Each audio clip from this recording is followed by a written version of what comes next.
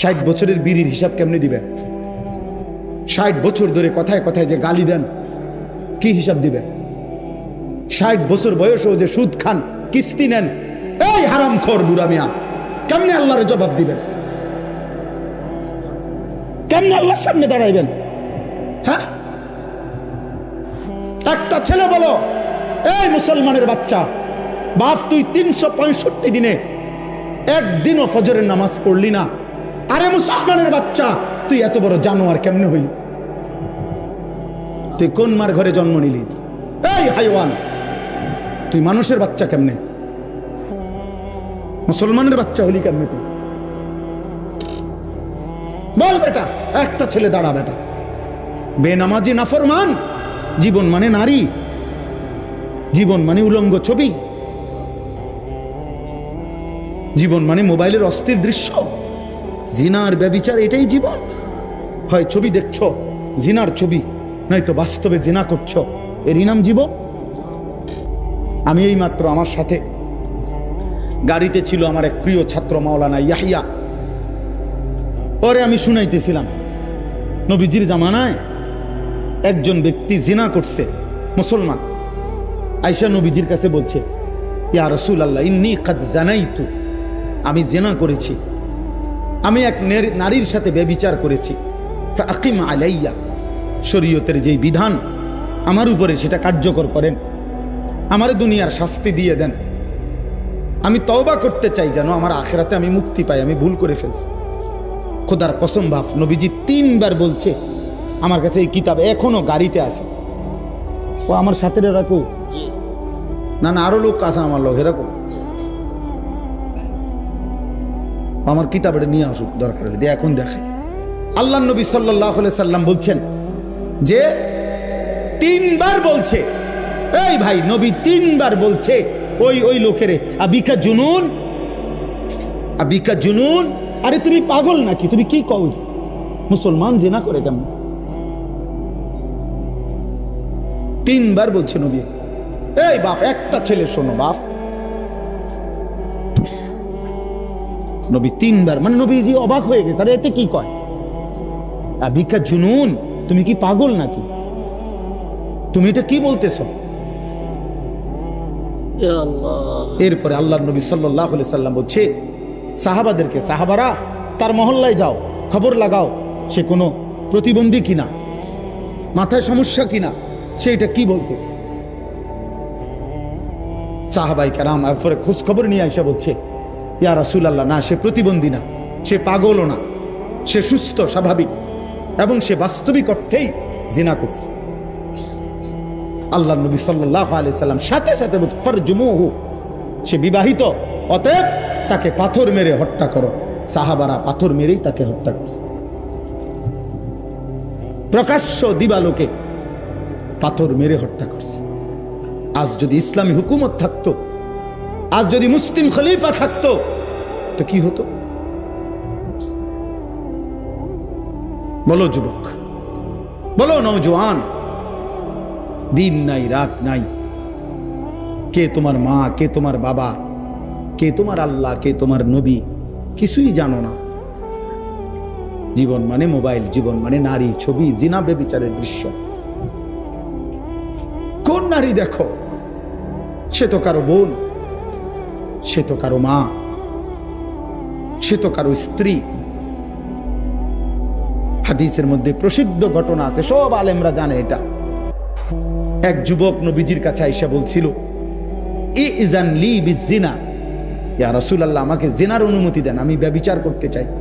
মুসলমান, হাদিসে আছে সাহাবারা চিৎকার দিয়ে উঠছে, ফাজাজারুহু, সাহাবীরা তাকে ধমক দিল, ওয়া ক্বালু মাহমা, সাহাবীরা তাকে বলল, এই রাখো রাখো রাখো, আরে বেটা ইন্না লিল্লাহ, কি কও তুমি এটা নবীর সামনে, জিনা করতে চাচ্ছ? নবীজি সাল্লাল্লাহু আলাইহি সাল্লাম সাহাবাদেরকে বললেন, রাখো তোমরা, থামো, ওরে আমার কাছে আসতে দাও। ওই যুবককে আল্লাহর নবী কাছে নিয়ে আসছে। আয়েশা নবীজি বললেন, আতুহিব্বুহু লিউম্মিক, এই একটা করে শোনো, আমার বাপ একজনই শোনো। যুবক, তুমি যদি একজন কলিজার মধ্যে কোনো অনুভূতি আসে, খোদার কসম আমি শুধু তোমার জন্যই বলছি, তোমার জন্যই আসছি। আমি আগেও বলছি না, আমি তো ভোটে দাঁড়াইছি না। মানুষ কম হইলেও আমার সমস্যা নেই, বেশি হইলেও আমার সমস্যা নেই। আমি জনপ্রিয়তা দিয়ে ঘাস কাটুন, আমি জনপ্রিয়তা দিয়ে করুন গীতা। সবাই চিনলেই আমার কি, না চিনলেই আমার সমস্যা কি?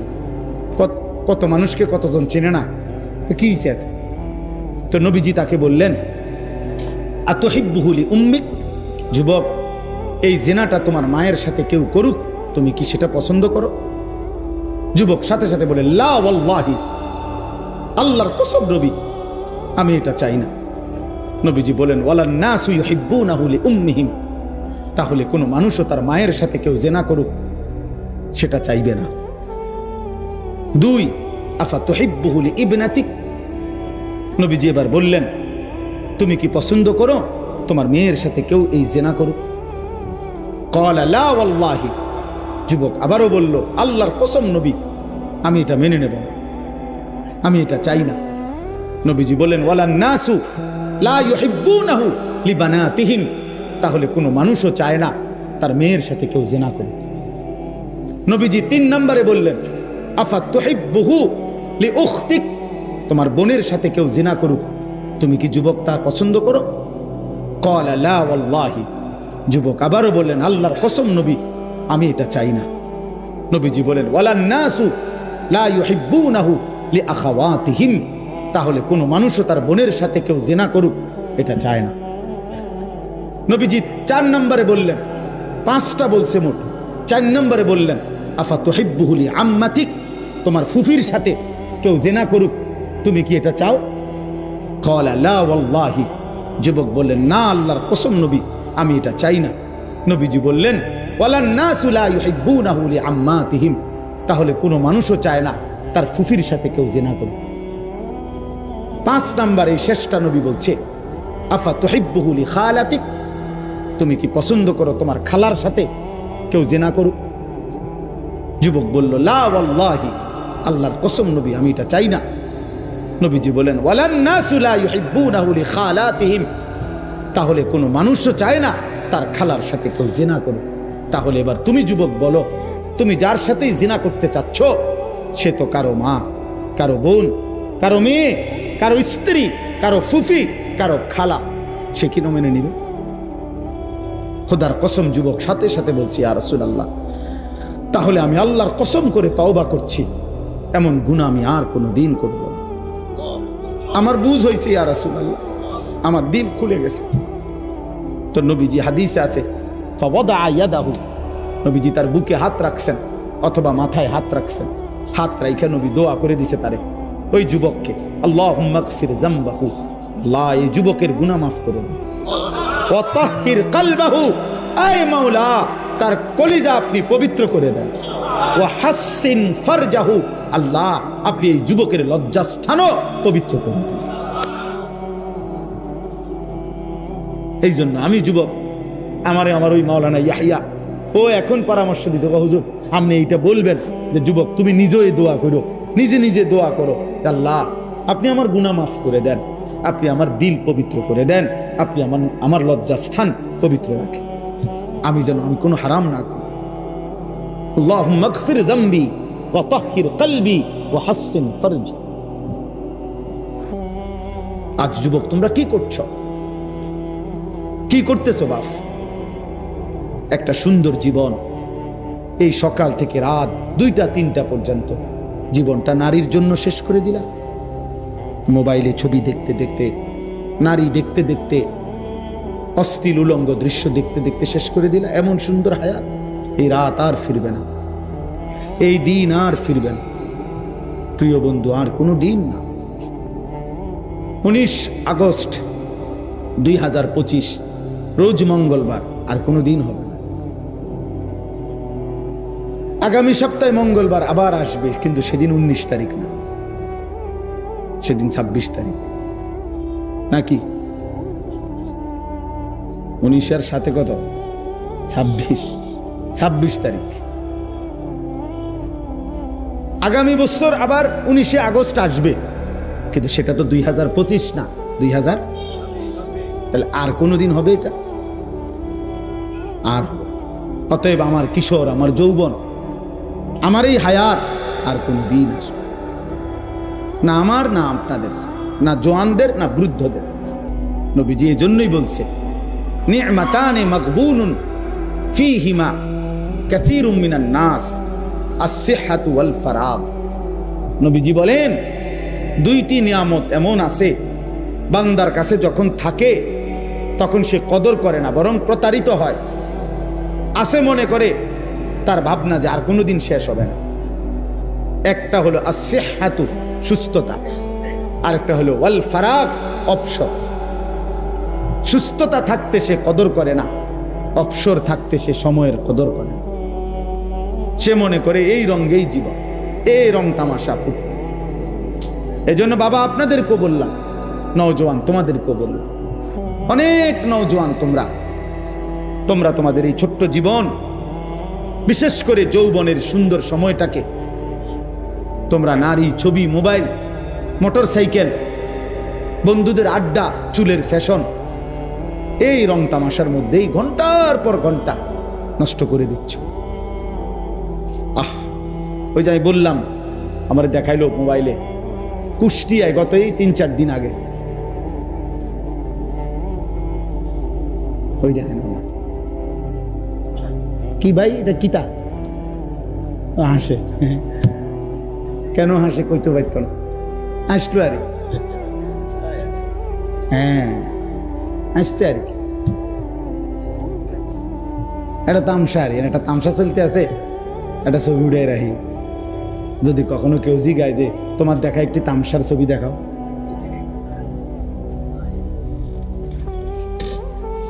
তো বলতেছিলাম যে এই কুষ্টিয়ায়, এই তো খবর, সব খবরে আসছে, এটা 10টা ছেলে মোটর সাইকেল রেস মানে নিজেরা মোটর সাইকেল দিয়া মানুষের চলাচলের রাস্তাতেই রেস দিতেছে। আহা, 2টা ছেলে পিকআপের ধাক্কা লাগিয়া টুকরা টুকরা হয়ে গেছে, একারে মানে বুটি বুটি হয়ে গেছে, পিস পিস হয়ে গেছে, টুকরা টুকরা হয়ে গেছে। মানে লাশটা যে টুকাবে এটাও পারা যাবে না, এমনি ছিটটা বিটটা গেছে, জীবন্ত জলজ্যান্ত। আহা, 18-20 বছরের তাগরাজ, প্রত্যেকেই নিজের মোবাইলে নিজেই ভিডিও করতেছে, নিজেই লাইভ দিছে। তোমার লাইভেই তোমার মৃত্যু দেখানো হলো, তোমার মোবাইলেই তোমার ছিন্ন ভিন্ন হওয়া লাশের ছবি। তা আলগা ভিডিও আইব করতে, এটা হেতের মোটরসাইকেলের সামনে যে ভিডিও আছে এটা চলতেছে, যে ওটার লাইভ থেকে শুনো। আহা, কি করবে তুমি, তো আর কোনো দিন ফিরবা। কারে দেখাইতেছিলা? কে দেখলো তোমার এই মোবাইল? কে দেখছিল তোমার এই মোটরসাইকেল? আজ কে দেখবে তোমার? কে স্মরণ রাখবে তোমার? কে তোমারে মনে রাখবে? সেদিন নোয়াখালীতে যে একজন প্রবাসীর পরিবারের 7 জন একসাথে, শুনছেন না, ওই যে প্রাইভেট কার যে না মাইক্রো পড়ে গেছে পানি, আহা, সব 7 জন ফ্যামিলির মহিলা পুরুষ মারা গেছে। ওই লোকের সাক্ষাৎকার আমি শুনছি। ওই প্রবাসী লোকটা কাঁদতেছে আর বলতেছিল যে কয় যে আমি কত চিৎকার করছি, কত কাকুতি মিনতি করছি মানুষের কাছে, শত শত মানুষ, সবাই শুধু ছবি উঠাইছে, কিন্তু কেউ আমার এই গাড়িটাকে, মানে এটাকে ধৈর্য যে কিন্তু টান আনবো, সবাই শুধু ছবি উঠেছে। আমি নিজে শুনছি ভাই, ওই লোকের, ওই প্রবাসী ভাইয়ের সাক্ষাৎকার, সবাই ছবি উঠাইতেছে। এটাই বুঝি কথা হলো, এটাই বুঝি ইনসানিয়াত, এরই নাম মানবতা, এরই নাম মনুষ্যত্ব। তাহলে আমাদের নওজোয়ান, আমাদের মোবাইল প্রেমী মানুষগুলো আজকে কি হালাত। এই জন্য দোস্ত, কেউ মনে রাখবে না এই স্বার্থপর দুনিয়া, তোমার একদিনও মনে রাখবে। ওই যে মাইলস্টোন স্কুল অ্যান্ড কলেজের বাচ্চাদের কথা, আজকে 3-4 দিন 5 দিন আর কোনো আলোচনা আসেনি ভাই, পাত্তা আসেনি কারো, খালাস, শেষ। স্বার্থপর দুনিয়া কারো মনে রাখবে? সময় কই, সময় কই, কই এখন তার কোনো পত্রিকায় আর একটা সংবাদ আছে? তুমি আজকে সারাদিন এসে একটা সংবাদ বাইর করো এগো ব্যাপারে, মনে হয় যেন এই ঘটনা ঘটেই না, কেউ জানেই না কি হইল। এই 2-4 দিন লাফালাফি করছে, শেষ। যে জীবন দেওয়ার সে জীবন দিয়েই ফেলছে, যে চলে যাওয়ার সে চলেই গেছে। অতএব পৃথিবীর এই বাস্তবতা, এটা সবটাই ক্ষণস্থায়ী, তো মরে যাওয়া এটাই স্থায়ী, এটাই চূড়ান্ত কথা, এটাই শেষ কথা। হাসলেও চলে যাবেন, কাঁদলেও চলে যাবেন। সুখের রাত্রিও ভোর হয়, দুঃখের রাত্রিও ভোর হয়, বাসর রাতও ভোর হয়, ফাঁসির রাতও ভোর। রাজপ্রাসাদে যে থাকে সেও একদিন কবরে যাবে, জীর্ণ কুঠির কুড়ে ঘরে যে থাকে সেও একদিন কবরে যাবে। 3 বেলা ঠিক মতো যে খাইতে পাইছে সেও মরে যাবে, 1 বেলাও যে খাইতে পায় না সেও একদিন মরে যাবে। অতএব বন্ধু আমার, মৃত্যু যেহেতু নিশ্চিত, কবর যেহেতু নিশ্চিত, চলে যাওয়া যেহেতু নিশ্চিত, অতএব এখনই সুযোগ, এই হায়াত থাকতেই ওই সময়ের কিছু প্রস্তুতি নাও, নয়তো আর ফিরবে না। ऐसे रहे या वैसे रहे वहां देखना फिर कैसे रहे। বুজুর্গানে দিন বলে, হে আল্লাহর বান্দা, এভাবে কিংবা ওইভাবে, মানে সুখে কিংবা দুঃখে, হাসি কিংবা আনন্দে, কান্না কিংবা বেদনায়, দুনিয়া একভাবে না একভাবে পার্থ হবে। কিন্তু দেখার বিষয় হলো ওহা দেখনা ফের कैसे रहे, ওইখানে দেখার বিষয় হলো কেমনে থাকবা, কবরে কেমনে থাকবা, হাসরে কেমনে থাকবা, জাহান্নামের আগুনে কেমনে জ্বলবা। আমি তো বলি যুবক ভাই, এই নওজোয়ান, মোবাইল থাকবে না হয়তো, এই ফেসবুকও থাকবে না, ইউটিউব, টেলিগ্রাফ নাই, ডাক পিয়নের সেই চিঠি এখন আর প্রচলন নাই, ফিতাওয়ালা ক্যাসেট এখন আর প্রচলন নাই, সিডি চ্যাপ্টা ক্যাসেট ছিল এগুলো এখন নাই, এখন আর নাই। সেই বাটন মোবাইলের প্রচলন তেমন একটা নাই। আমার মতো 2-4 জন, গোটা পৃথিবীতে 2-4 জন বেকুব, আমার মতো আহাম্মক ছাড়া আমার মনে এরকম ছোট মোবাইল তেমন কেউ ব্যবহার করে না। বুঝেন নাই কথাটা? আমরার মতো হয়তো 2-4 জন বলদ আমরা এখন এটা কি করি, ব্যবহার করি। আর নাই তো সবাই এগুলা নাই। এর চাইতে বড় যেগুলা ছিল মোটরোলা সেট, এটিও নাই। ল্যান্ড ফোন যেগুলা এমনি এমনি ঘুরে ঘুরে আমরা ফোন করতাম, আছে চাচা, আমরা দেখছি না ছোটবেলায়, কই এগুলো আছে এখন? এগুলোর ব্যবহার আছে এখন? আর নাই।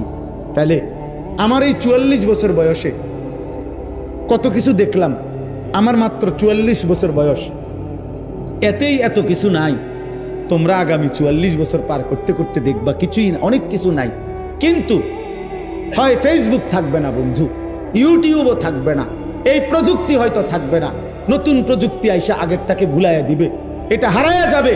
কিন্তু তুমি যে গুনাহগুলো করছো, নারী, ছবি, জিনা, ব্যভিচার, জুয়া, এই অসভ্য কাজ, খোদার কসম, এগুলা নিয়ে তোমাকে হাসরের ময়দান পর্যন্ত যাইতে হবে। এগুলা তুমি সরাইবা কেন?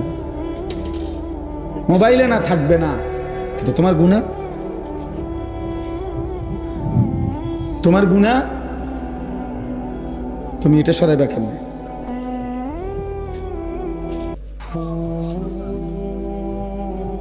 বলেন, কি পরিমাণ যুবক আজকে অনলাইনে জুয়া খেলে? প্রতিদিন লক্ষ লক্ষ যুবক। আপনারা বাবারা জানেনও না, এখন আর ওই কোনাকানিতে জুয়া খেলে না। এখন সবাই আপনার ঘরে, আপনার সন্তান পাশের রুমে সারা রাত অনলাইনে মোবাইলে হয় জুয়া খেলে, নয়তো নারীর উলঙ্গ ছবি দেখে আপন ঘরে। চেহারা সুরত দেখলেই তো বোঝা যায়, চুল, চেহারা কালো, মলিন, সাফা সুফা ভিতরে ঢুকে গেছে, অল্প বয়স্ক। দেখায় বুঝাই যায়। দিনের পর দিন এক ওয়াক্ত নামাজ নাই, একটা সেজদা নাই কপালে। অভিশপ্ত ওই চেহারা দেখলেই তো বোঝা যায়, অভিশপ্ত ওই চেহারা দেখলেই তো বোঝা যায়। বেনামাজির চেহারা দেখলেই চেনা যায়। তুমি যত পাউডারই দাও বাবা, বোঝা যায়। হাইওয়ানের চেহারা বুঝাই যায়। আল্লাহ আমাদেরকে বুঝ দান করে। এই শেষ কথা হলো, এখন আমাদের প্রত্যেকের এটা, আমি যে আয়াতটা পড়ছি, এই আয়াতের মূল বক্তব্য কি? আল্লাহ তাআলা বলছেন, নারী কিংবা পুরুষ, পুরুষ কিংবা নারী, জওয়ান কিংবা বৃদ্ধ, কারো দ্বারাই যেন সমাজের মধ্যে, মুসলিম জনবসতিতে অশ্লীলতা, বেহায়াপনা, অসভ্যতা, নোংরামি যেন না ছড়ায়।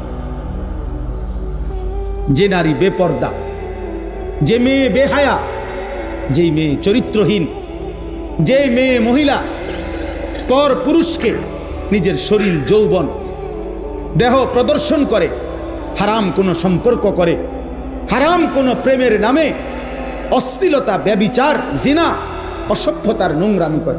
মনে রাখবেন, জিনা কিন্তু শুধু লজ্জাস্থানের অপকর্মকেই জিনা বলে না। জিনা হাতে ছুঁয়েলে কোনো ভিন নারী, সেটাকেও হাতের জিনা বলে। নবীজি বলছেন, চোখ দিয়ে কোনো ভিন নারী দেখলে এটাকে চোখের জিনা বলে। পাও দিয়ে কোনো ভিন নারীর সাথে হাঁটলে এটা পায়ের জিনা। কোনো অন্তর দিয়ে ভিন নারী সম্পর্কে কল্পনা, চিন্তা ভাবনা করলে এটা অন্তরের জিনা। লজ্জাস্থান দিয়ে জিনা করলে সেটাও জিনা, লজ্জাস্থানের সবটাই জিনা।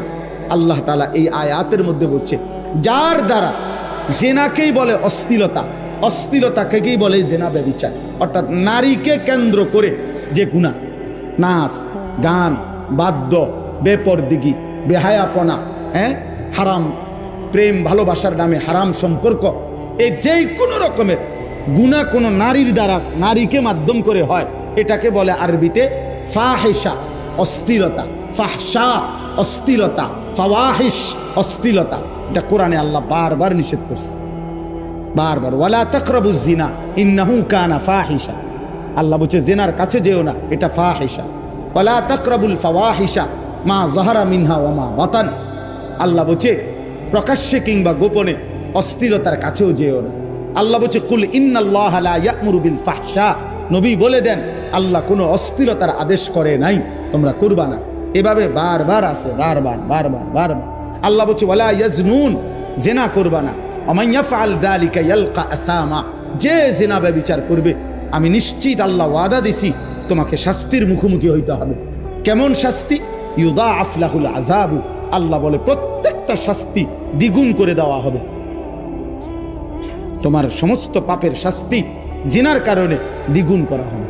আল্লাহর নবী বলছে, খোদার কসম বন্ধু, বুখারী মুসলিমের হাদিস, নবীজি বলছে লা ইয়াজনি জানি হিনা ইয়াজনি ওয়া হুয়া মুমিন। যখন কেউ জিনা করে, নবী বলছে সে মুমিন থাকে না, সে মুমিন থাকে না, সে মুমিন থাকে না। জিনাকারী মুমিন হয় না। আয-জানি লা ইয়ানকিহু ইল্লা জানিয়াতান। আল্লাহ কোরআনে বলছে জিনাকারী পুরুষ কোন জিনাকারী ব্যভিচারী নারী ছাড়া অন্য কাউকে বিবাহ করতে পারে না। অতএব অসৎ ছেলে, মনে রাখো তোর বউ হবে 6 নম্বর। তখন বুঝবি বাপ, অন্ত মানুষের বেডি চাও, মনে করো তেমন অসুবিধা নাই, মানুষের বেডি চাইয়া শেষ। কিন্তু যেদিন তোমার ঘরে বউ আসবে আর টের পাইবা বেডি 3 নম্বর, তখন বুঝবা দুনিয়ার ঘরটাই হয়ে যাবে জাহান্নামের টুকরা। খোদার গজব সেদিন টের পাইবা। বেডি যখন ফাসাদ লাত্তি দিবে, তখন বুঝবা। এই বেশি দিন দেরি নেই, রঙের গুড্ডি উড়াও। রঙের গুড্ডি কি উড়াও, টের পাই। আমরা জানি না প্রতিদিন কি পরিমাণ মানুষের পারিবারিক অশান্তির কথা শুনি চাচা, মনে হয় মাঝে মাঝে কাঁদি। সব পাবলিকের কাছে কে বলেনি, বলে তো আমগো কাছে দোয়া চাই যে, বুঝেন নাই কথাটা? এটা তো স্বাভাবিক। দোয়া আমগো আছে তো কানে কানে বলে, আলাদা বলে পারিবারিক অশান্তির কথা। কোটি টাকার মালিক, আমি তো ঢাকা শহরে জুমা পড়াই চাচা, 1000 কোটি টাকার মালিক তো আমি চিনি, আমগো মুসল্লি তো কোটি টাকার মালিক তো আমরা চিনি। একাকি যখন বলে আর কাঁদে, মনে হয় যেন আমিও একটু কাঁদি। বাইরে নামনে ফিটফাট, তার ভিতরের কষ্টে তো জাহান্নামের আগুন জ্বলে। স্ত্রী অবাধ্য, মেয়ে অবাধ্য, ছেলে আরেক মাইয়া লইয়া ভাগ্যা গেছে, মাইয়া আরেক ফোলা লইয়া ঘর করতেছে, ফতের থেকে মাইয়া লইয়া ফুটছে। একদিন এই কিছুদিন আগে এক ভদ্রলোক বলতেছে, কাঁদতেছে আমার কাছে, হুজুর আমি তার এত কি MBA না কি যেন একটা পড়া আছে না, MBA পড়াইছি পোলারে, কয়েকটা ভব ঘুরে রাস্তা রাস্তায় ঘুরে ফুটপাতে থাকে, এরকম এক লোকের একটা মাইয়া লইয়া তেয়াইয়া ফুটছে। কত তো হুজুর আমি যে আজকে তারে 25টা বছর 22টা বছর পড়াইলাম, আমারই রক্ত পানি করলাম, তারে প্রাইভেট ইউনিভার্সিটিতে পড়াইতে যে কোটি কোটি টাকা খরচ করলাম, আমার বিনিময়টা কি?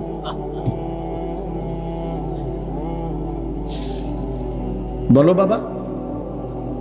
প্রিয় বন্ধু, আল্লাহ তাআলা বলছে এই কথাই, তোমার দ্বারা যেন কোনো অস্থিরতা না ছড়ায়, কোনো মেয়ের দ্বারা যেন কোনো অস্থিরতা না ছড়ায়। আমাদের এই বালিকা মাদ্রাসাগুলো কি জন্য? দিন শেখাবার জন্য, আখলাক শিখাবার জন্য, চরিত্র শিখাবার জন্য। এক মেয়েকে এটা বলার জন্য তোমার ইজ্জত, তোমার সতীত্ব, তোমার চরিত্র এটা এক পবিত্র আমানত,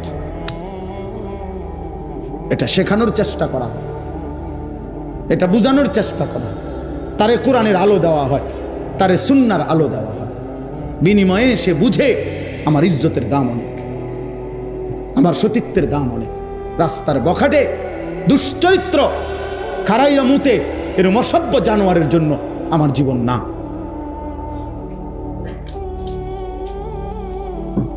এই জন্য যার দ্বারা পুরুষ কিংবা নারী, জওয়ান কিংবা বৃদ্ধ, সমাজে যাদের দ্বারা অশ্লীলতা ছড়ায়, অশ্লীলতা, আপনারা যারা নিজ ঘরে টেলিভিশনের ব্যবস্থা করে রাখছেন, মনে রাখেন বাপ, আপনি আপনার ঘরে অস্থিরতা ছড়িয়ে দিচ্ছেন। কারণ আপনার স্ত্রী, ছেলে মেয়ে, নাতি নাতনি আপনার দেওয়া এই টেলিভিশনে, আমনের দেওয়া ডিশের বিল দেন আমনে, টাকা দেন আমনে, বিল দেন আমনে, বিদ্যুৎ বিল, ডিশের বিল, তাহলে আমনের ইন্তেজামে ওরা উলঙ্গ ছবি দেখে। কত নিকৃষ্ট! আমার কাছে কিতাব ওটাতে আছে যে পুরুষ এত বড় নিকৃষ্ট কাপুরুষ, বুজদিল, এমন অপদার্থ যে সে তার বিবি টেলিভিশনে দেখে যে আরেক বেড়া আরেক বেডিরে জড়াইয়া ধরছে, এইটা সে দেখে, তারপরেও তার লজ্জা লাগে না। তোর মতো বেডইতের উপরে থুতো মারি বেটা, তুই বেটা কাপুরুষ, বেটা বুজদিল, বেটা তোর বিবি, আমার বিবি কেমনে এটা তাকায় রয়েছে যে আরেক বেড়া আরেক বেডির লগে প্রেম করে, আরেক বেডিরে জড়ায় ধরতে আসে, আরেক বেডির লগে নাচতে আসে। এবার জানে এটা, এটা দেখে না? তুমি বুঝো না? তুমি কি পুরুষ হইলা? কার টাকা দিয়ে এই অশ্লীলতা ছড়াইলো? কথা বলেন না কেন? এই স্বামীর টাকা দিয়ে না? এই পুরুষের টাকা দিয়ে না? হ্যাঁ, আপনার মাত্র 8 বছরের ছেলেটাকে আপনি টেলিভিশন দেখায় দেখায় নষ্ট করে দিলেন।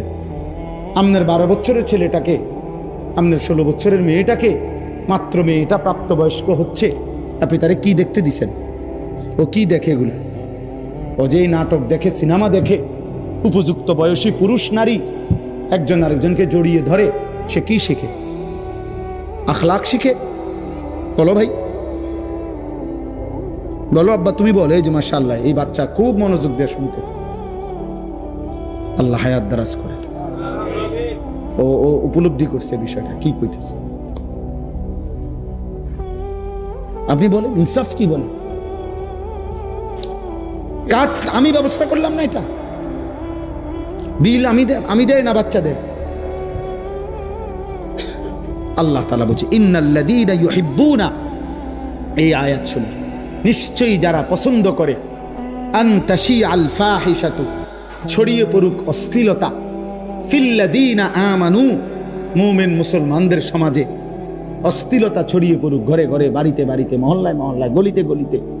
আল্লাহ বলেন আমি ওয়াদা দিলাম, লাহুম আযাবুন আলীমুন, তাদের জন্য রয়েছে অত্যন্ত কঠিন মর্মান্তিক আযাব।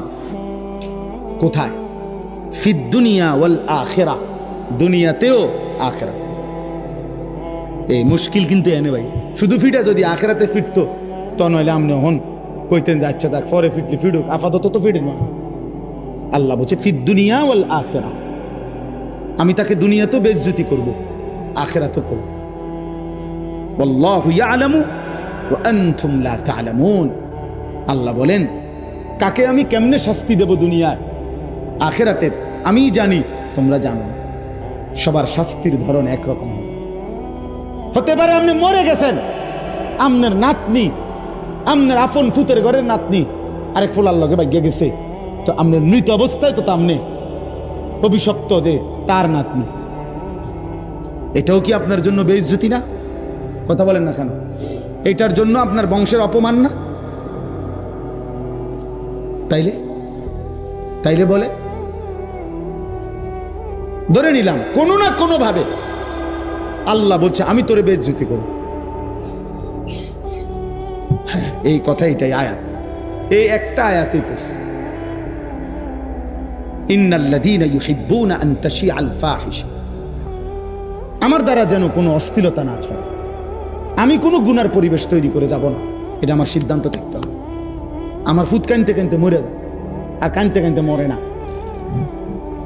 মেয়ে কানতে কানতে মরবে না টেলিভিশন না দেখা, হয় কতক্ষণ কানবো, চাই হাতে কান্দুক, মোবাইল তারা আমি দেখতে দেব না, হ্যাঁ কতক্ষণ কানবো, 2 ঘন্টা নাহলে 4 ঘন্টা। এরপর আসতে 2 দিন 4 দিন 10 দিন কানতে কানতে একদিন সে বুঝবে এটা আমারে দিবে না। কথা বুঝেন নাই? সে ঠিকই কি ফিরে আসবে। আমার জীবনে আমার একজন ঘনিষ্ঠ আত্মীয়, আমার পরিবারের একজন, আমি ছাত্র জীবনে তখন শেষ না, ছাত্র জীবনে আমি তখন মাত্র নতুন চাকরি করি, তা আমার ঘরের পরিবারের একজন, আমার ফ্যামিলির বংশের কাছের একজন, ক্রিকেট বিশ্বকাপ শুরু হয়েছে, তো হেতে একটা ছোট টেলিভিশন কিনে আনছে, ছোট্ট, এটা দিয়ে রাত্রে হেতে ক্রিকেট খেলা চাইতো। তো খুব ক্রিকেট খেলার ফোকা ছিল সাউনের আর কি, তো এইটা দিয়ে চাইতো, আবার লুকাইয়া বালিশের কভারের ভিতরে এটা রেখে দিত হেতে। আমি এটা টের পাইছি একদিন।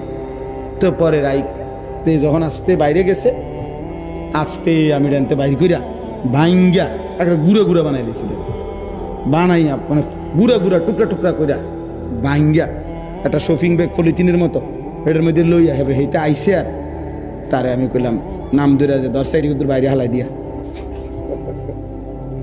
হেইতে তো এটা দেখকেই বুঝছে তুই কিটা হালাইতে দিছে। আর একটা শব্দ এতে জিগাইছেও না, এটা কি কেন ভাঙলেন, হেও আর কথা কইছে না, আমিও আর কোনো কথা বলছি না, যেটা ভাঙ্গনের আমার এটা ভাঙ্গে লাইছে। অত বুঝছে যে আমার এটা দেখতে দিবে না। প্রিয় ভাই আমার, অতএব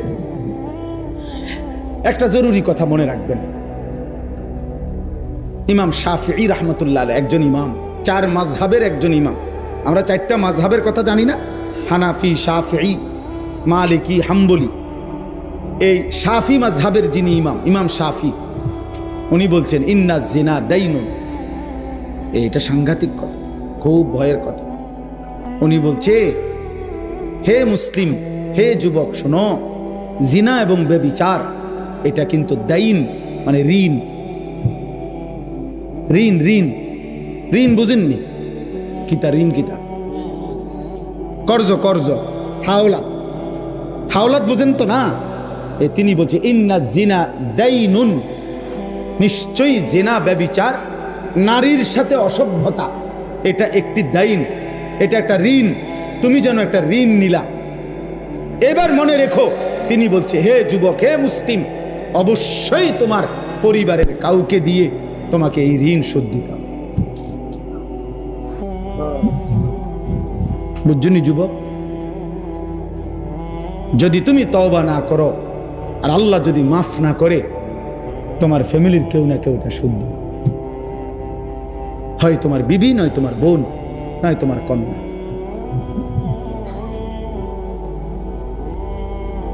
কোনো না কোনো কারো হাতে শোধ দিবে। নাউজুবিল্লাহ, আস্তাগফিরুল্লাহ, আস্তাগফিরুল্লাহ। কি ভাই, এর চাইতে বড় কথা কি হইতে পারে?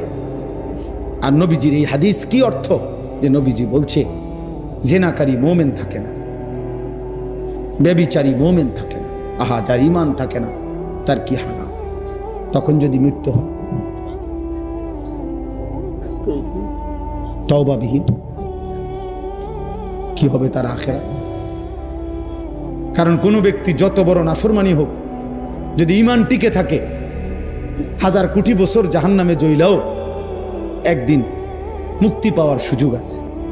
ঈমান না থাকলে চিরস্থায়ী জাহান্নাম। ঈমান না থাকলে কি? আল্লাহ আমাদেরকে মাফ করে দেন। তাহলে আজকে এটাই বললাম, আপনাদের মেয়েদেরকে দিন শেখাবেন।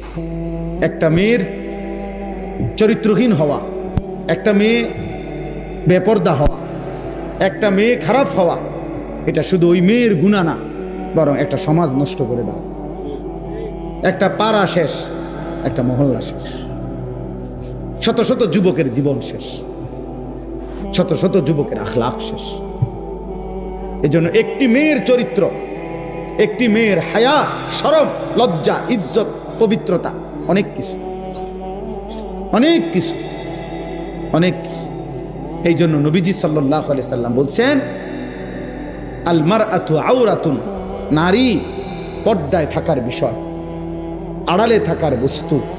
ফাইজা খারাজাত, নারী যখন বেপর্দা বের হয়, ইস্তাশরাফাহা শাইতান, শয়তান তখন পর পুরুষের চোখে তাকে লোভনীয়, আকর্ষণীয় করে দেখায়। এজন্য নারী নিগ্রু কালো যদি হয়, পুরুষ তার দিকে কি করে তাকিয়ে। কোন যুবতী নারী যদি একেবারে কি হয়, নিগ্রু হয়, একেবারে কালো হয়, আফ্রিকান নিগ্রু, কিন্তু যুবতী,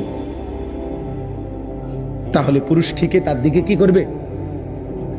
কেন? শয়তান তাকে ওই পুরুষের চোখে ওই কালোটাকেই লোভনীয় করে। এই জন্য আমাদের আখলাক, আমাদের চরিত্রের পবিত্রতার জন্য, আমাদের সমাজের নিরাপত্তার জন্য আমাদের মেয়েদেরকে, মাদেরকে, বোনদেরকে পর্দায় রাখা, দিন শিখানো, কোরআন শিখানো জরুরি, জরুরি।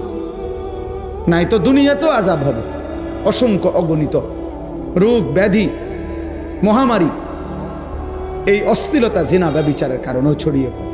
এইডস নামক মহামারী পৃথিবী থেকে এখনো নিশ্চিহ্ন হয় নাই, আর এর একমাত্র অন্যতম কারণ অবাধ যৌনাচার, জিনা, ব্যভিচার। আল্লাহ তাআলা আমাদের যুবকদেরকে, আমাদের মেয়েদেরকে, মা বোনদেরকে হেফাজত করেন। বাবারা, আপনাদের কাছে অনুরোধ, নিজের ছেলে মেয়ের দ্বীনের প্রতি নজর দিয়ে যুদ্ধ করেন, কষ্ট করেন। ছেলেটা নামাজ কেন পড়বে না? মেয়েটা পর্দা কেন করবে না? স্ত্রী কেন পর্দা করবে না? আপনি এটার উপরে হাজারবার চেষ্টা করেন, আলেমে দ্বীনকে পরামর্শ নেন, কোরআন সুন্নাহর দিক নির্দেশনা কি আছে এটা আপনি জেনে নেন, আপনি ওই পদ্ধতি প্রয়োগ করেন। স্ত্রী যদি নামাজ না পড়ে, আল্লাহর বিধান কি?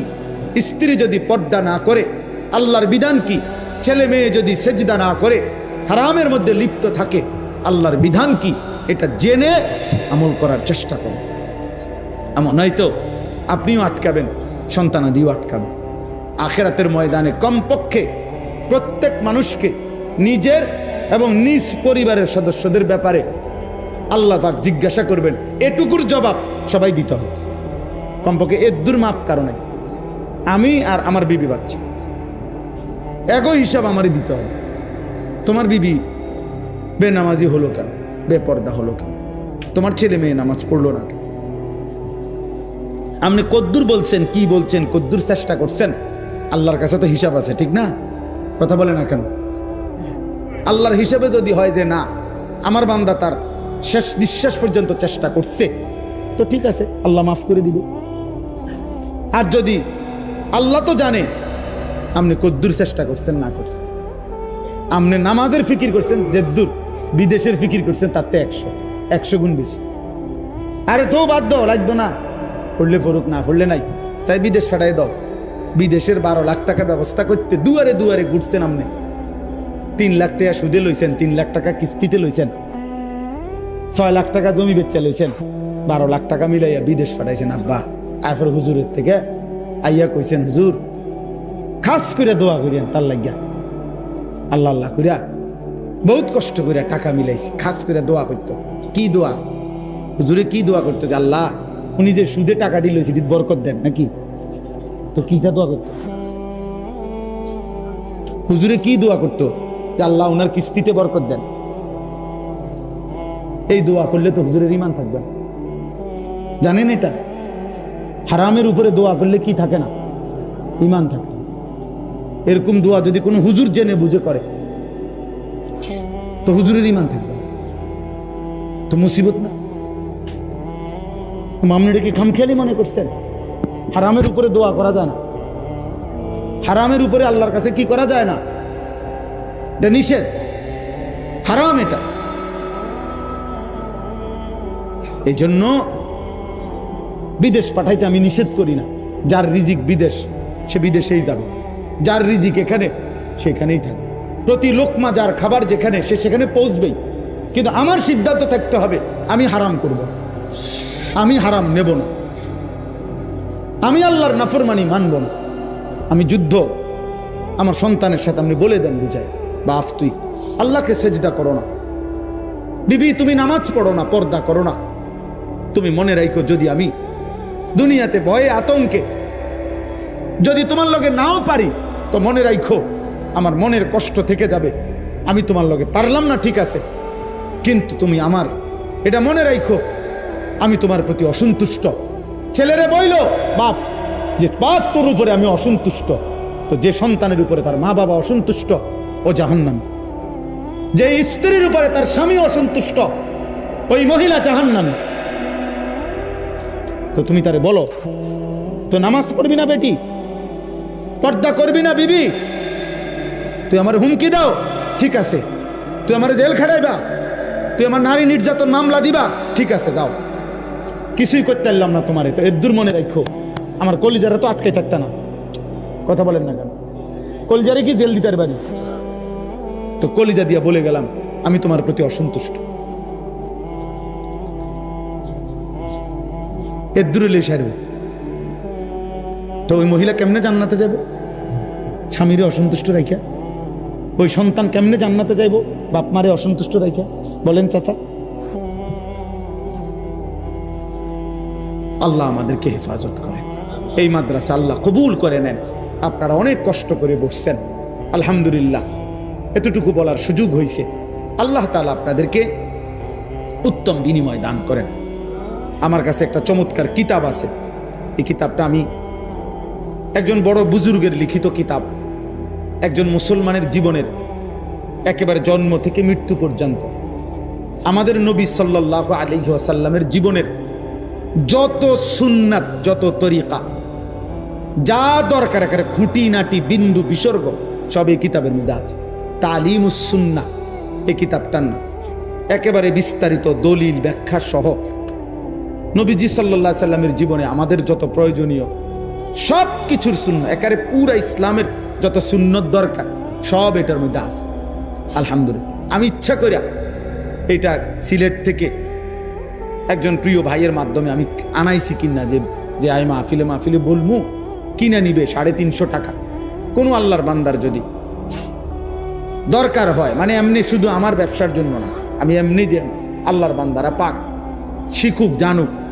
ঘরে একটা সময় আমাদের দেশে ঘরে ঘরে মুকসুদুল মুমিনিন একটা বই সবখানে থাকতো, বেহেশতি জেওর ঘরে ঘরে থাকতো। এমন একটা কিতাব যে ঘরে ঘরে থাকতে পারে প্রত্যেকের কাছে, এতে ফায়দা হবে। আপনারা আমাকে গাড়ির কাছে আছে, এটা ইনশাআল্লাহ ভালো লাগবে। কারো কাছে থাকলে টাকা কিনে নিয়েন, 350 টাকা। আল্লাহ, এমন হিসাবে কোনো কথা আসেনি কম ভাই? ও ভাই,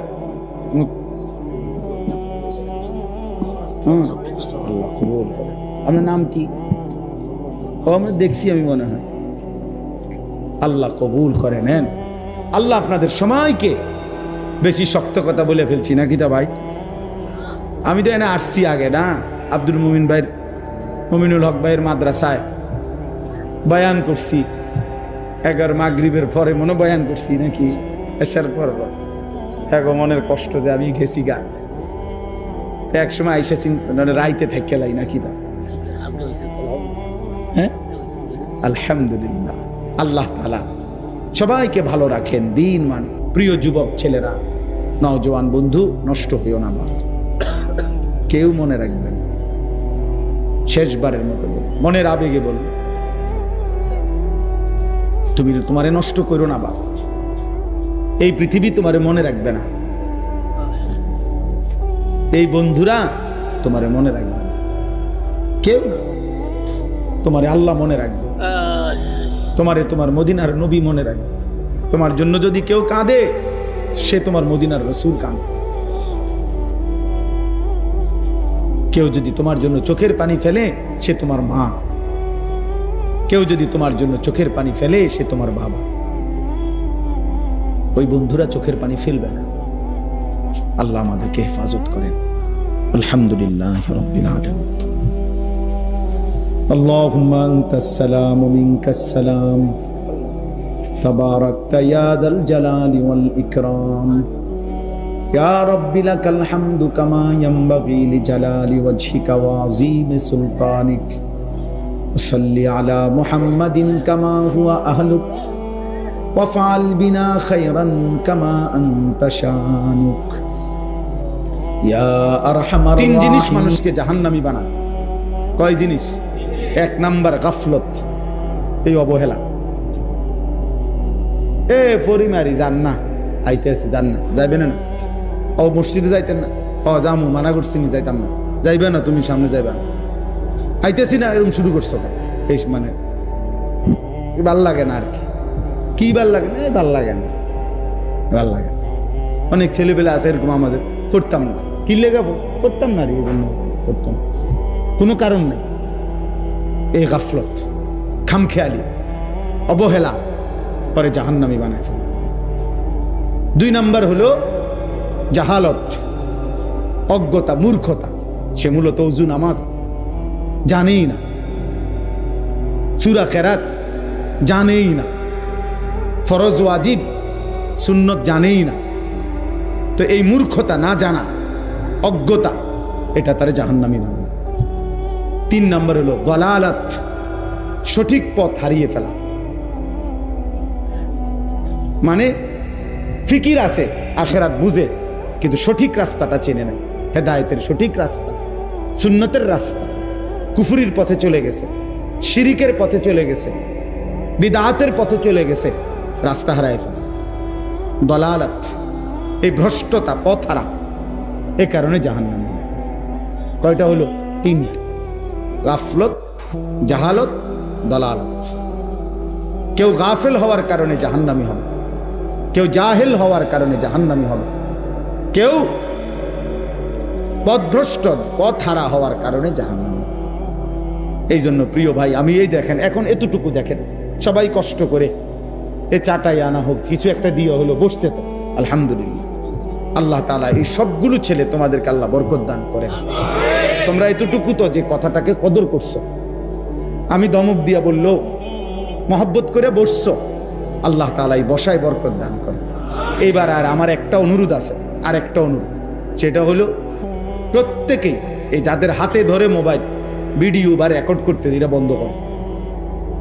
প্রিয় ভাই, এই কথাটাও শোনো, আমি রাত চুক্তি বসি নাই, সারা রাত চুক্তি বসি নাই। আমি অল্প একটু সময়, আমরা সামান্য কিছু কথা আরজ করতে চাই। মোবাইলটা হাতে ধরে রাখলে, মানে হাতে ধরে ভিডিও বা রেকর্ড করলে মনোযোগ হয় না, মনোযোগ হয় না। মানে মানুষের অন্তর একসাথে দুই জিনিস ভাবতে পারে না, এটা মনোবিজ্ঞানের কথা, দার্শনিকদের কথা। একই সময় দুইটা জিনিস অন্তরে ভাবে না, একটা সরাইয়া আরেকটা ভাবতে হয়। তো এই জন্য মোবাইল যখন হাতে থাকে কারো, তখন তার অন্তরে সারাক্ষণ এইটা থাকে যে মোবাইলটাতে উঠতেছে কিনা, বারবার এটা উঠানামা করে অন্তরে। ফলে সে একটু পরপরই মনের অজান্তেই এটার দিকে নজর দেয়, বারবারই ফিকির হয় যে এটা তো ওঠে, এই জন্য একবার আগায়, একবার একটু পিচ্ছায়, একবার এটারে বড় করে, ছোট করে, মানে মনের মধ্যে সারাক্ষণ এটা আসে। ফলে সে নিজের জন্য, নিজের দিলে কোনো কথা জমে না। তো এই জন্য মোবাইলে আলহামদুলিল্লাহ আমাদের বহু ওয়াজ আছে, সব বক্তার ওয়াজে আছে, একেবারে নতুন পুরাতন, পরিচিত অপরিচিত, সবার বক্তব্যই আছে, অভাব নাই। তুমি অবসর টাইমে শুনে নিও। এখন যেহেতু একজন আলেমে দিন আসছে এখানে, তুমিও আসছো, সরাসরি শোনার সুযোগ হয়েছে, এখন চোখের দিকে তাকাইয়া শুনবার বরকত ভিন্ন। এই চোখের দিকে তাকাইয়া সরাসরি মনোযোগ দিয়ে শোনা, আল্লাহর কসম, এর মধ্যে এমনি মোবাইল থেকে শোনার চাইতে 1 কোটি গুণ বেশি ফায়দা। ইন্না ফি যালিকা লাযিকরা লিমান কানা লাহু কলবুন আও আলকাস সামআ ওয়া হুয়া শাহীদ। আল্লাহ বলছে 3 জিনিস, যে তার অন্তর, কান এবং নিজের চোখ, মানে সশরীরে উপস্থিত, এই 3টা যখন একত্রিত করে, আল্লাহ বলে নিশ্চয়ই তার জন্য আমার কোরআনের মধ্যে উপদেশ রয়েছে। এই তিন জিনিস, দিল, কান, চোখ একসাথে করো। আল্লাহ বলেন তিনটাই খুলে দাও, চোখ খুলে দাও, কান খুলে দাও, কলব অন্তর খুলে দাও আল্লাহর কথার দিকে, তাইলে ইনশাআল্লাহ তোমার পরিবর্তন। আল্লাহর ওয়াদা, আল্লাহর ওয়াদা।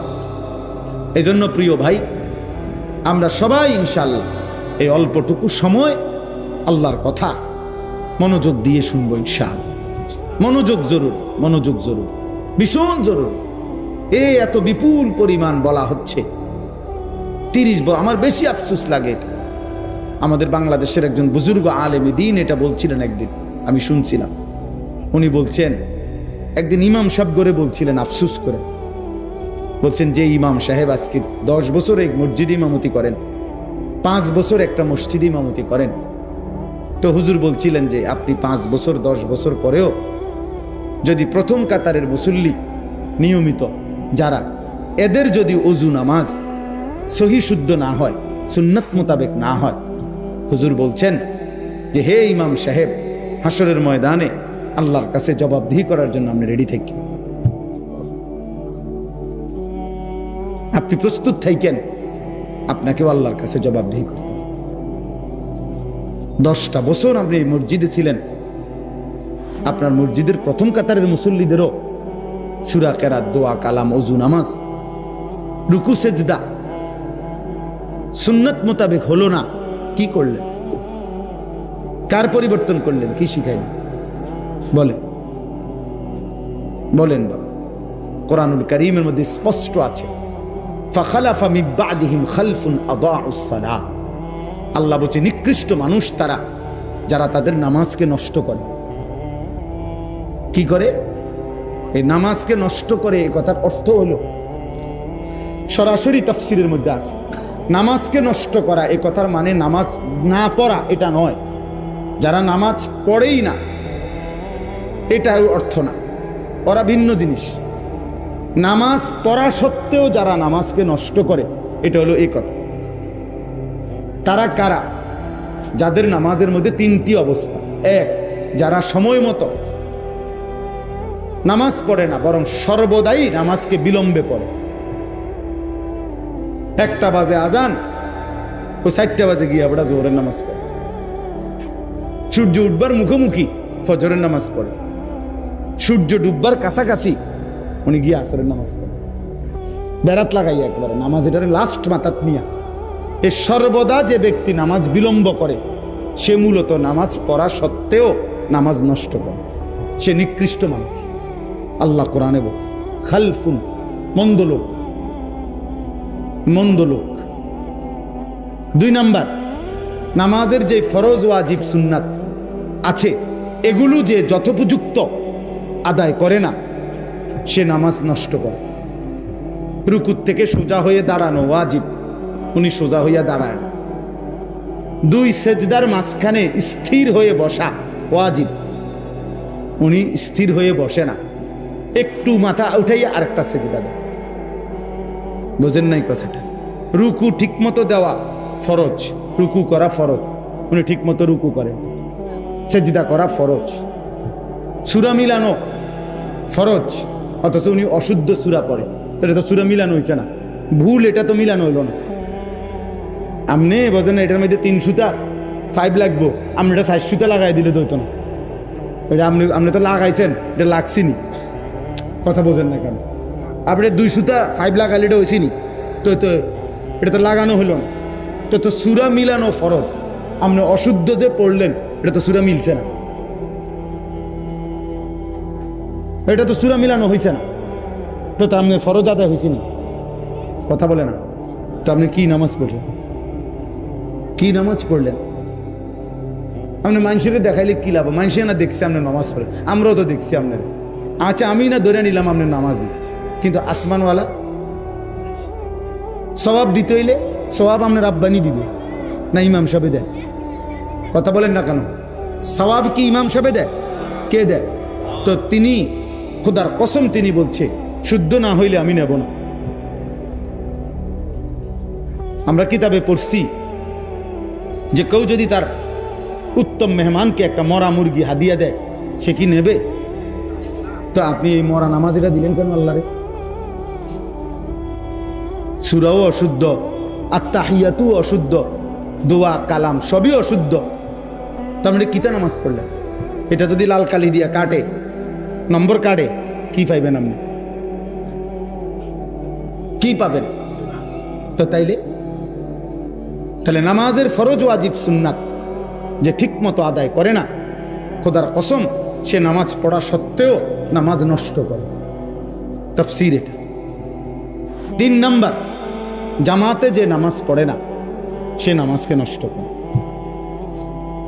3 নাম্বার কি বলেন? নামাজ যে জামাতে পড়ে না সে মূলত নামাজকে নষ্ট। নামাজ 2 পদ্ধতিতে না, নামাজ 1 পদ্ধতি। নামাজ মূলত জামাতে। যদি কোনো কারণে বাই সেন্স অ্যাক্সিডেন্টলি জামাত ছুটে যায় তাইলে বিকল্প অপশন একাকী নামাজ, কিন্তু আপনার সমান সমান অপশন না। অর্থাৎ আপনি ইচ্ছা করলে নামাজের ওয়াক্ত হয়েছে, এখন ইচ্ছা করলে জামাতেও পড়তে পারেন, একাকীও পড়তে পারেন, এমন না।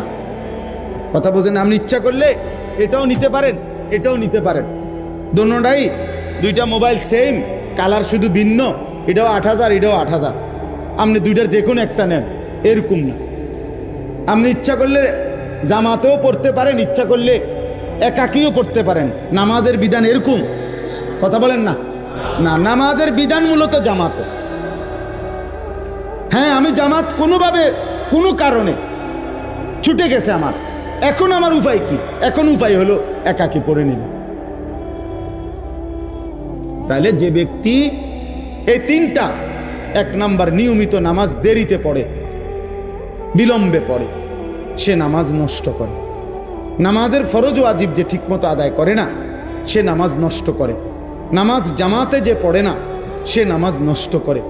এবার কোরআনুল কারীমে আল্লাহ বলছে এমন নিকৃষ্ট মানুষকে ফাসাউফা ইয়ালকাউনা গাইয়া, আমি আল্লাহ জাহান্নামের সবচেয়ে বেশি আযাব যেই গর্তে, ওই গর্তে ছুঁড়ে মারব। এটা বেনামাজির ব্যাপারে বলছে, কথা বলেন না কেন? বেনামাজির ব্যাপারে? তো কার ব্যাপারে? নামাজির ব্যাপারে। নামাজির ব্যাপারে। এই জন্য অশুদ্ধ ইবাদত আল্লাহ কবুল করে না, আল্লাহ কবুল করে না। অশুদ্ধ ইবাদত আল্লাহ নেয় না। ফামান কানা ইয়ারজু লিকা রাব্বিহি ফালিয়ামাল আমালান সালিহা, কোরআন শরীফের আয়াত। আল্লাহ বলে 2 জিনিস জান্নাত পেতে হলে লাগবেই। 1, প্রত্যেকটি আমল বিশুদ্ধ হইতে হবে। 2, ওয়ালা ইউশরিক বিইবাদাতি রাব্বিহি আহাদা, আমার ইবাদতের সাথে আমি ছাড়া অন্য কাউকে মিশাইতে পারবা না, শিরিক করতে পারবা না, শুধুই আমার জন্য, ইখলাস আল্লাহর জন্য হইতে হবে। 1 হলো নবীজির তরিকা মতে বিশুদ্ধ হইতে হবে। 2, শুধুই আল্লাহর জন্য হইতে হবে, শুধুই আল্লাহর জন্য হইতে হবে। অতএব বয়স্ক বাবা যারা নিয়মিত নামাজ পড়েন, আপনাদের জন্য সংশোধন জরুরি। কিশোর যুবক ভাই, তোমাদের জন্য জরুরি। প্রত্যেকের জীবনের সংশোধন জরুরি বাপ। আল্লাহর কথার জন্য মনোযোগ দিয়ে শুনলে এই পরিবর্তন নসিব হবে। লাআল্লাকুম তুরহামুন, কোরআনুল কারীমের মধ্যে আল্লাহ বলছে ফাসতামিউ লাহু ওয়া আনসিতু, আমার কথা তোমরা মনোযোগ দিয়ে শুইনো, চুপ থেকে শুইনো। কোরআনের আয়াত, আদেশ আল্লাহ। ইজা কুরি আল কোরআন, যখনই আল্লাহর কোরআন পড়া হয়, ফাসতামিউ লাহু, তোমরা মনোযোগ দিয়ে শুনো, ওয়া আনসিতু, এবং চুপ থাকো। আল্লাহ বলেন লাআল্লাকুম তুরহামুন, অবশ্যই তোমাদের উপরে রহমত বর্ষিত হবে। আর তাফসীরের মধ্যে লেখছে এ কথার অর্থ কি? রহমত বর্ষিত হবে মানে কি? মানে হলো যে আল্লাহর কথা মনোযোগ দিয়ে শুনে, চুপ থেকে শুনে, আল্লাহ তাকে রহমত বর্ষণ করেন। মানে হলো আল্লাহ তাকে তার ইবাদতের তৌফিক দান করেন। আল্লাহ তোমার আমল নসিব করবে যে আমার বান্দা আমার কথা দিল দিয়া শুনছে, মনোযোগ দিয়া শুনছে। তো আল্লাহ এই মহব্বতের কারণে, এই আন্তরিকতার কারণে আল্লাহ বলে যাও বান্দা, তোমাকে আমি সেজদার তৌফিক দিয়ে দিলাম, আমার বন্দিগি করার তৌফিক দিয়ে দিলাম। আল্লাহ যখন কারো অন্তরে আলো জ্বালিয়ে দেয়, এবার পুরা ইসলামই তার কাছে সুন্দর লাগে, সবই ভাল লাগে তার কাছে, তো সে বদলে যায়। সে বদলেছে। ফামান ইউরিদিল্লাহু আন ইয়াহদিয়াহু ইয়াশরাহ সাদরাহু লিল ইসলাম, কোরআন শরীফের আয়াত। আল্লাহ বলছেন, আল্লাহ যখন কারো ব্যাপারে সিদ্ধান্ত নেয় তাকে হেদায়েত দিবেন, তো আল্লাহই তার অন্তর ইসলামের জন্য খুলে দেন। কি আয়াত, একদম স্বাভাবিক আয়াত মনে হয় না? কেমন সুন্দর সহজ কথা। ইয়াশরাহ সাদরাহু লিল ইসলাম। আল্লাহ বলেন, আমি যখন সিদ্ধান্ত নেই ওরে আমি হেদায়েত দেব, জান্নাতের রাস্তায় নেব, আমি তার অন্তর ইসলামের জন্য খুলে দেই। আর আল্লাহ যখন কারো অন্তর খুলে দেয়, তো খুলে দেয় মানে কি? এই কথার মানে কি? অন্তর খুলে দেওয়া অর্থ কি? মানে ভিতরে কলজাটা পলিথিনের মধ্যে দিয়ে দেয়, আলগা একটা পলিথিনের মধ্যে ধরো শপিং ব্যাগে করে কলজাটা লইয়া আনবা। এনি অন্তর খুলে দেওয়া মানে কি? প্রশস্ত করে দেওয়া মানে, এটাও আল্লাহ অন্য আয়াতে বলছে, আফামান শারাহাল্লাহু সাদরাহু লিল ইসলাম ফাহুয়া আলা নূরিম মির রাব্বিহ। আল্লাহ বলেন, আল্লাহ যখন কারো অন্তর ইসলামের জন্য খুলে দেয়, তার মানে আল্লাহ নিজে তার অন্তরের ভিতরে নূর, আলো জ্বালিয়ে দেয়। ফাহুয়া আলা নূরিম মির রাব্বিহ, আলো জ্বালিয়ে দেয়, আলো জ্বালিয়ে। তখন হকের রাস্তা, হেদায়েতের রাস্তা, জান্নাতের রাস্তা পর্যন্ত তার সামনে আলোকিত হয়ে যায়। তখন তার নামাজ পড়তেও ভাল লাগে, জিকির করতেও ভাল লাগে, আল্লাহরে ডাকতেও ভালো লাগে। ওই যে মালিক যে আলো জ্বালায় দিছে ভিতরে। হযরত ওমর রাদিয়াল্লাহু তাআলা আনহু কিতাবের মধ্যে আছে, ওমর রাদিয়াল্লাহু তাআলা আনহু একদিন নবীজির সামনে একটা কথা শুনতেছিলেন। তো শুনবার পরে তিনি আবার জিজ্ঞেস করছে কথাটা, ইয়া রাসূলুল্লাহ কথাটা আবার বলেন। তো নবীজি আবার বলছে। ওমর রাদিয়াল্লাহু তাআলা আনহু বললেন, ইয়া রাসূলুল্লাহ আমি তো বুঝতেছি না কথাটা, আপনি কি আপনার কথাটা আবার কোন। নবীজি সাল্লাল্লাহু আলাইহি সাল্লাম আবার বললেন। তো তিনবার বলার পরেও ওমর রাদিয়াল্লাহু তাআলা বলতেছে, ইয়া রাসূলুল্লাহ আমি বুঝতেছি না কথাটা। খুতবাতে হাকিমুল ইসলামের মধ্যে আমি পড়ছি, হাকিমুল ইসলাম কারি মোহাম্মদ তৈয়ব সাহেব রহমতুল্লাহ আলাই ওনার কিতাবে পড়ছি, দারুল উলুম দেওবন্দ মাদ্রাসার দীর্ঘ 50 বছর যিনি মুহতামিম ছিলেন, এমন মহান বুজুর্গের কিতাব। তো ওইখানে আছে। তো ওমর রাদিয়াল্লাহু তাআলা যখন তিনবার বলতেছে, ইয়া রাসূলুল্লাহ আমি তো বুঝতেছি না কথাটা, তো নবীজি বলছে এদিকে কাছে আসো। তো কাছে আসছে, আর নবীজি ওনার বুকের মধ্যে হাত দিয়ে দিছে, মানে হাত দিয়ে মুছে দিছে বুক। আল্লাহ নবী সাল্লাল্লাহু আলাইহি সাল্লামের পবিত্র হাত যখন ওমরের বুকে লাগছে, এইবার ওমর রাদিয়াল্লাহু তাআলা আনহুকে নবীজি বলছে, এখন বুঝছো, এখন বুঝছুনি। তো ওমর রাদিয়াল্লাহু তাআলা আনহু বলেন, আমি শুধু তখন আর বুঝছি এমন না, আমি বুঝছিও, সাথে সাথে আল্লাহ তাআলা আমার দিল চোখ খুলে দিছে। আমি হাত্তা আনজুরা ইলা সামাইস সাবিআ, আমি 7 আসমানের ঊর্ধ্বে কি তাও দেখতে পাচ্ছি। দিল খুলে নাই, চোখও খুলে, আমি 7 আসমানের উপরে এক নজরে দেখতে পাইছি। হাত্তা আনজুরা ইলা সামাইস সাবিআ। কি ভাই, আল্লাহ যখন কাউকে খুলে দেয় সব দেখতে পায়, সব দেখতে পায়। ইত্তাকু ফিরাসাতাল মুমিন ফাইন্নাহু ইয়ানজুরু বিনূরিল্লাহ। নবীজি বলছে, খাঁটি মুমিন, আল্লাহওয়ালা মুমিনের অন্তর্দৃষ্টি, এটার থেকে নিজেকে বাঁচিয়ে রাখো। অন্তর্দৃষ্টিতে কোনো আল্লাহওয়ালা যদি দেখে, তো সে যেন আল্লাহর নূরের মাধ্যমে দেখে, সে তখন অনেক ভিতরে, অনেক দূর সামনে যাবে। নাহলে খিজির আলাইহিস সালাম ওই ছোট বাচ্চাকে দেখে কেমনে বুঝছে? পরে যে মাইরে ফেললো, বোঝেন নাই কথা? এ তো আসমানি ইলম, ওয়া আল্লামনাহু মিন লাদুন্না ইলমা। কোরআন শরীফে আছে, আল্লাহ নিজেই বলছে খিজিরকে আমি আল্লাহ নিজে আমার কাছ থেকে ইলম দিলাম, আমার থেকে দিছি। আমি যখন দিছি তো খিজিরের অন্তর চক্ষু খুলে গেছে, তো সে এই বাচ্চার সামনের জীবনটাও দেখতে পেয়েছে। ফলে তিনি এই ছোট বাচ্চাকে কি করে ফেলছে, মেরে ফেলছে। পরে মুসা আলাইহিস সালামের কাছে বলছে যে এই এমন সন্তান বড় হলে তার মা বাবাকে জুলুম করবে। এজন্য বাপ আমরা প্রত্যেকেই, আমার কথা সব সময় আমি দিবানিশি এটা বলি, আমাদের পরিবর্তন দরকার। শুধু নিয়ম সর্বস্ব। এক এক সময় এক একজন বক্তা আসলো, কারো সুর ভালো লাগছে, কারো টান ভালো লাগছে, কারো দুই একটা কথা জোরে যে কইছে ভাল লাগছে, কারো একটা হুঙ্কার দিছে এটা ভাল লাগছে। ওরে ভাইয়া কি ভাল লাগছে কি ভাল লাগে নাই এই ইন্টারভিউর জন্য নিয়ে বলছে।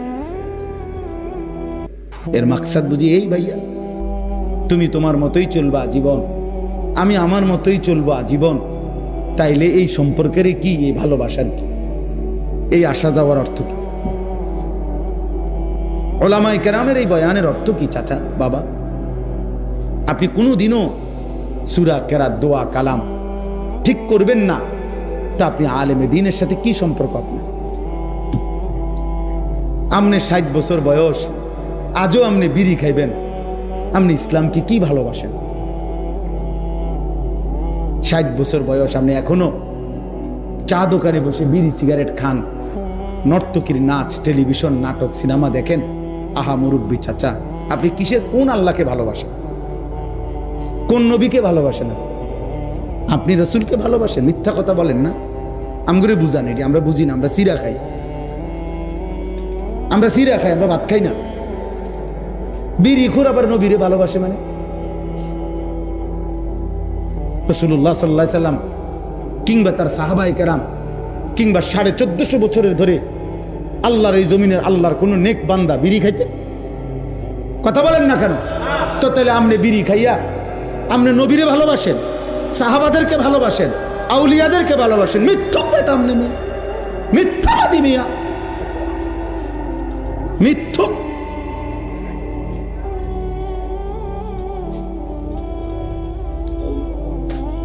বুড়া হয়ে গেছেন আপনি, এখনো চা দোকানে নর্তকীর নাচ দেখেন, আপনি আল্লাহরে ভালোবাসেন?